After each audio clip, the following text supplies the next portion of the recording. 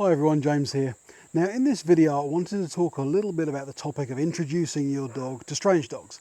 And this is a bit of a contentious and generally quite misunderstood topic. So I wanted to take a little bit of time here to explain to you how we think about that here at Padfoot and just give you some food for thought when you're out and about with your dog. Now, a lot of people believe that dogs should be friendly with other dogs, and they want their dogs to be friendly with other dogs. They think there's nothing nicer than being able to go down to the beach or to the dog park and see their dogs running around and playing and having great fun with this enormous pack of other strange dogs.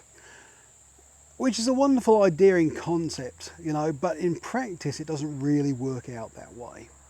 To understand this, you've really got to look at things from the dog's perspective and their kind of hereditary.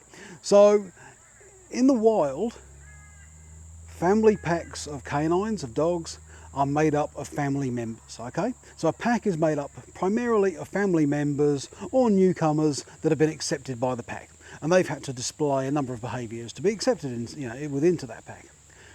Every other dog that they come across is potentially a threat.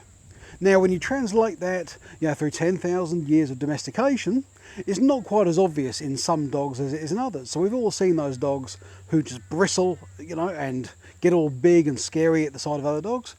But then there's also the behaviours that your dog may indulge in, which are things that look like play, but they're actually generally appeasing or placatory type behaviours. So you think of behaviours such as play bows and things like that. These are actually your dog trying to convince a potential threat that they are no threat, okay?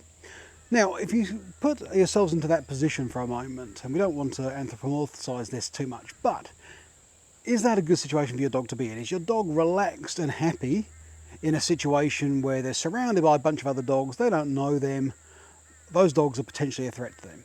And even if, the first few times that happens to them, nothing bad happens, you can guarantee that at some point something bad will happen. And that's just life. You're kind of setting yourselves up, and your dogs up for a little bit of an unpleasant situation there, okay? So, we bear that in mind here at Padfoot, and what we say to people is, look, you engage with your dogs. Go out. Don't encourage your dogs to play with other dogs. Engaging with other dogs is a stressful situation for your dog, okay? You're much better off taking your dog out, saying to it when you're walking along, don't worry about that dog, come over here and have fun with me, okay? There's no reason in the world that you should be saying, oh, there's another dog, I'm going to take my dog to say hello because I need them to be friends.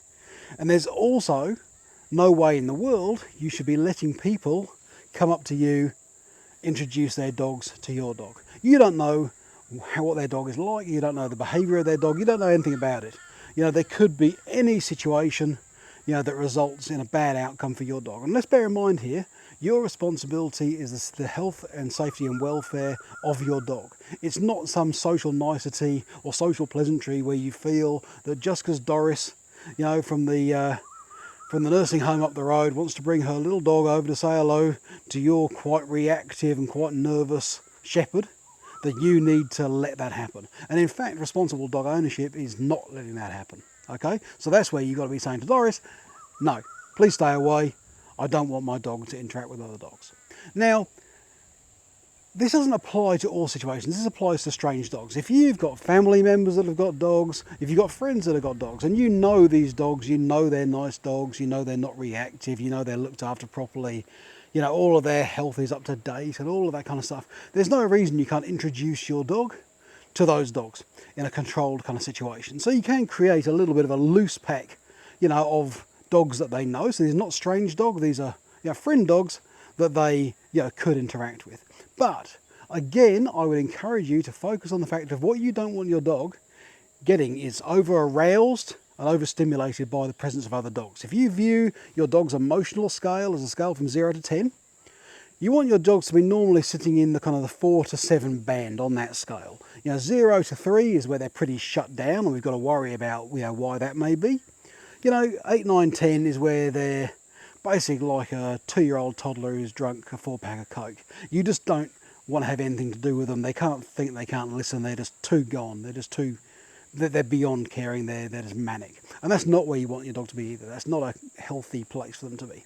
So keep them in that 4 to 7 band if you can. But you've got to teach them how to stay in that band.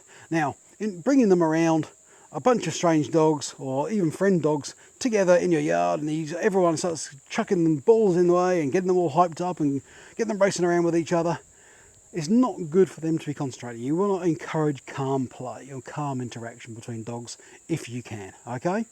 Because what you really want is your dog to be focused more on you than anyone else or anything else. So one exercise you can do in this situation, particularly if you've got friends who are also training their young dogs too, is actually take them, get them together, allow them to have a little bit of a play, but then practice recalling them from that, you know.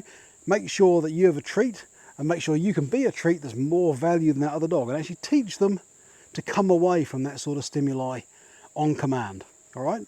If you can do that, then as your dog grows older, and this applies to older dogs as well, they're never too old to start learning, but then you're going to teach them that they can stay in a safe, comfortable, confident, emotional state. They don't have to get overwrought or too shut down by the presence of other dogs, that they know to revert to you when you tell them to. They know to leave that situation and come back to you when you ask them to, and then you'll end up with a much happier, safer dog. I hope that helps, guys. Any questions, please ask your trainers during the week.